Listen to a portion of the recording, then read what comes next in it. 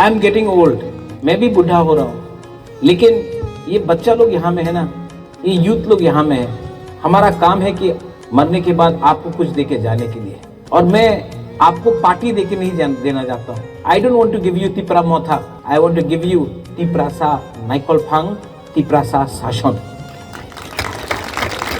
और ये तभी होगा अगर आप लोग यहाँ से अपना सोच को बदलो। बहुत दुश्मन है। आज भी मैं भवरंजन, आई वॉज कमिंग हियर, वो एक लीडर है सुरक्षा मंच से, बोला कि सब जगह में हाँ बागरा को अपोज करेगा, काला झंडा दिखाएगा। आज वो कोई है लीडर, अपना आपको लीडर बोलता है, आज वो बोल रहा है कि हाँ बागरा को रास्ता में आनंद बाजार आने से रोकेगा। हमारा ही जमीन में कंचनपुर किसका था? कंचन प्रभा देवी मेरा दादी, मेरी जगह में, आपके ही जगह में, आपके ही भूमि में ये लोग काला झंडा दिखाकर अपोज करना चाहते हैं।